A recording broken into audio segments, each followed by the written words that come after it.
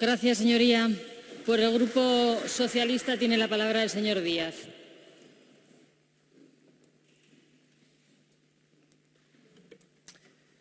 Muchas gracias, presidenta.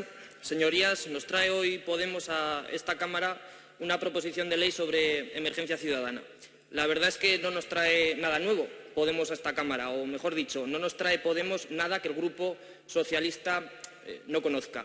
El Partido Socialista, mareas, plataformas, ONGs y muchos otros actores de la sociedad civil llevamos años denunciando cómo la manida recuperación económica de la que tanto habla el Partido Popular no llega realmente a las familias.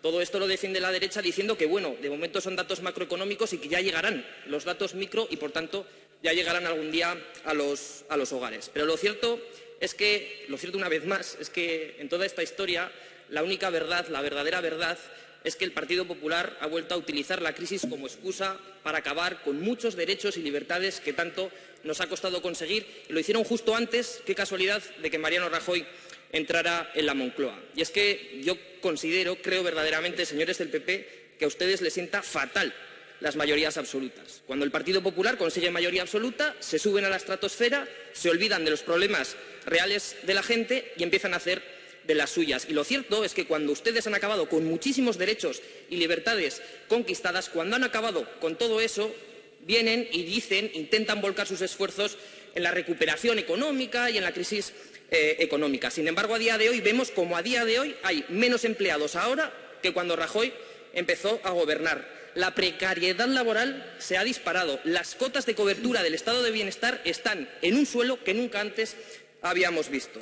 ¿Verdaderamente tanto esfuerzo que ha hecho el Partido Popular ha merecido la pena? Desde el Partido Socialista, desde luego, consideramos que no.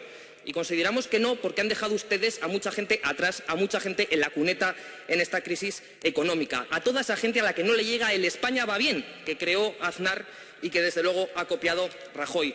Porque 1 de cada 3 niños viven en condiciones de pobreza en este país.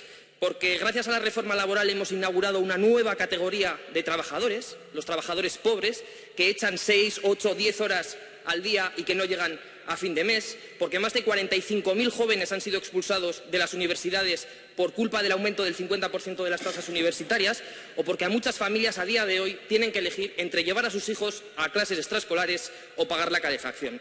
Por eso, porque compartimos el análisis de fondo que hace Podemos, mi grupo parlamentario va a votar a favor de la toma en consideración de esta proposición de ley de emergencia ciudadana. Consideramos, desde luego, también a los señores de Podemos que hay muchos factores corregibles y, desde luego, si el Parlamento tiene la oportunidad de poder llevarlo a cabo, estamos seguros que entre todos vamos a poder mejorar el texto. Por ejemplo, en primer lugar, Podemos indica en el anexo primero las 34 situaciones que pueden ser objeto de una emergencia ciudadana, de ese procedimiento de emergencia ciudadana en la Administración de La Rioja.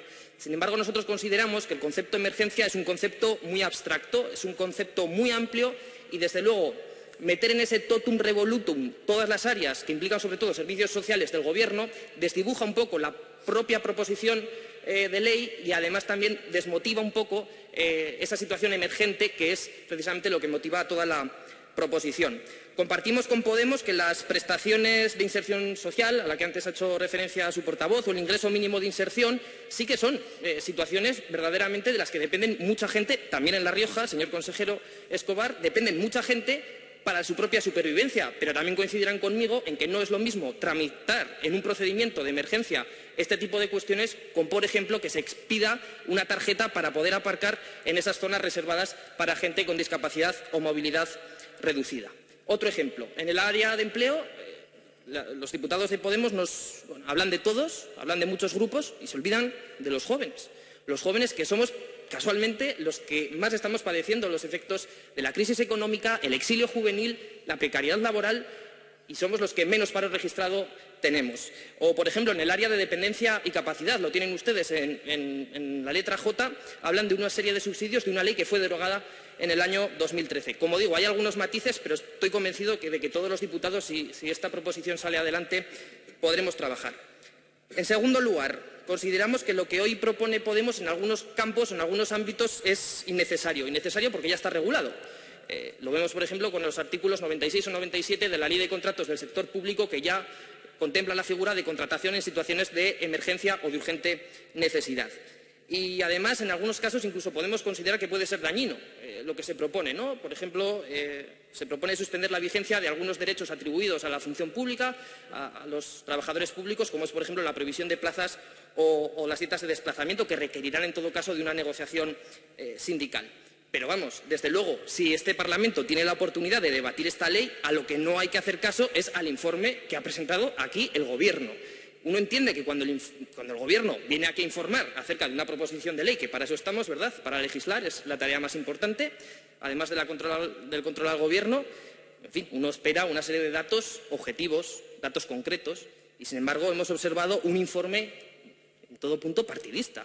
Y habría que decir al Gobierno que aquí hay un grupo parlamentario, el grupo del PP, que son mayorcitos, que se saben defender solos y desde luego ya ejecutarán ellos las políticas. Ha ocurrido, por ejemplo, en el punto número 5. El punto número 5 del informe del Gobierno creo que es el más subjetivo de todos. Yo no sé cómo ha podido deducir el Gobierno de La Rioja del texto de Podemos, no sé si es que hemos leído uno distinto, que hay un menosprecio por los funcionarios públicos. Es que ¿cómo se puede deducir esa cuestión? No sé quién será el portavoz que intervenga, pero nos lo puede desde luego explicar. Si acaso quienes vuelven a hacer un uso partidista de las instituciones y de los empleados públicos es el Partido Popular. Y por tanto, sin compartir los motivos del rechazo del informe del Gobierno y también sin compartir algunos de los puntos que utiliza Podemos para propulsar esta proposición, el voto del Partido Socialista desde luego va a ser favorable. Y va a ser favorable porque es verdad que hay una auténtica situación de emergencia para muchas familias y para muchos hogares. Y no me quiero resistir a abandonar esta tribuna sin hacer un canto al aire o una invitación a la presidenta para que vuelva a dar el turno por alusiones al señor Pedro Sanz y salga a esta tribuna a explicar ese gasto extra de más de 1 millón de euros en promociones de su consejería de presidencia la legislatura pasada, que no ha contestado ni a Ciudadanos ni al Partido Socialista y tiene la obligación de rendir cuentas.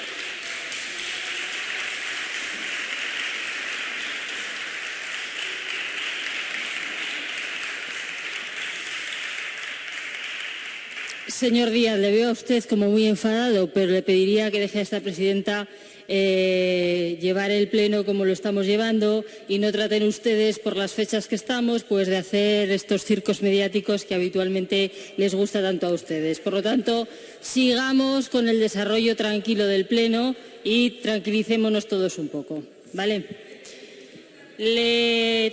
Tiene el turno la portavoz del Grupo Popular.